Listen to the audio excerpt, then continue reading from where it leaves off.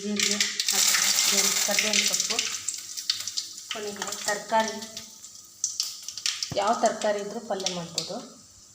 ಈಗ ಎಲ್ಲ ತರಕಾರಿ ಒಂದೊಂದೇ ಇರುತ್ತೆ, ಅದಕ್ಕೆ ನಾನು ಇಷ್ಟೆಲ್ಲ ಹೆಚ್ಕೊಂಡಿದ್ದೀನಿ. ಆಲೂಗಡ್ಡೆ, ಮೂಲಂಗಿ, ಟೊಮೊಟೊ ಹಣ್ಣು, ಈರುಳ್ಳಿ, ಕೋಸಗಡ್ಡೆ, ಯಾವ ತರಕಾರಿ ಇದ್ದರೂ ಮಾಡ್ಬೋದು. ದೋಸೆಗೆ ಪಲ್ಯ ಮಾಡ್ಕೊತಾ ಇದ್ದೀನಿ ನೋಡಿ. ಹಾಕ್ತೀನಿ, ಫಸ್ಟ್ ಈರುಳ್ಳಿ ಹಾಕ್ಕೊತೀನಿ.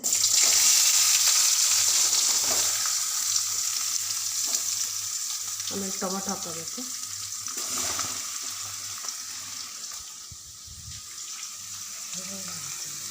ಟೊಮೊಟೊ ಹಾಕ್ಕೊಂಡು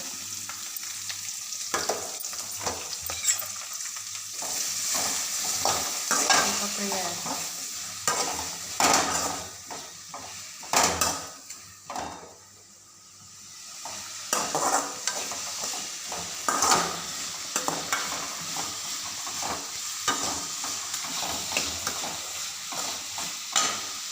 ಟೊಮೊಟೊ ಈರುಳ್ಳಿ ಹಾಕಿದ್ಮೇಲೆ ಸ್ವಲ್ಪ ಉಪ್ಪು ಹಾಕ್ಕೊಂಡ್ರೆ ಬೇಗ ಬೇಯುತ್ತೆ.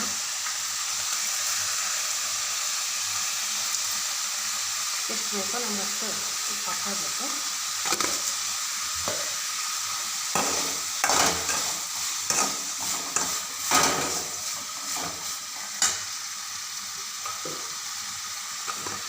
ಜೊತೆಗೆ ಅರಿಶಿಣ,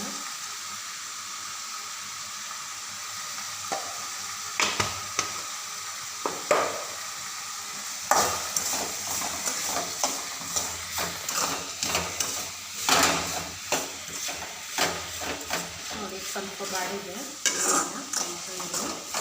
ಆವಾಗಲೇ ನಾವು ಹೆಚ್ಚಿಟ್ಕೊಂಡು ತರಕಾರಿ ಎಲ್ಲ ಹಾಕ್ಕೊಬೇಕು.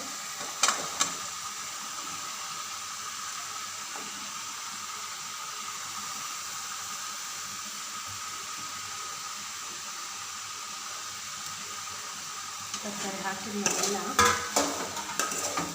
ಮಾಡಿಕೊಂಡು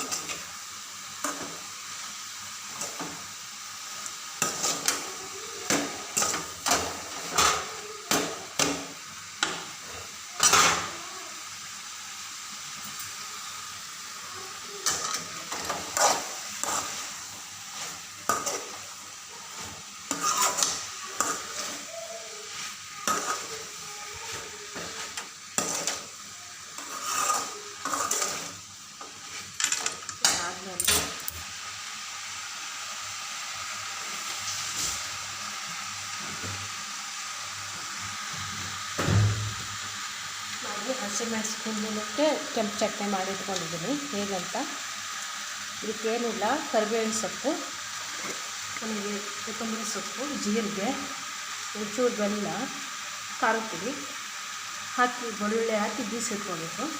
ಹೀಗೆ ಪಲ್ಯಕ್ಕೆ ಹಸಿಮೆಣಸಿನಿಂದ ಹಾಕ್ಕೋಬೋದು. ಹೀಗೆ ಮಾಡಿಟ್ಕೊತೀನಿ, ಫ್ರಿಜ್ಜಲ್ಲಿ ಇಟ್ಕೊತೀನಿ.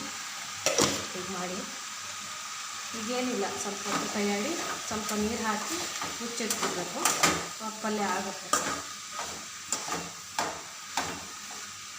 ನೋಡಿ. ನಾನು ಏನು ಮಸಾಲೆ ಏನು ಹಾಕೋದಿಲ್ಲ, ಮಸಾಲೆ ಏನು ಬಳಸಿಲ್ಲ.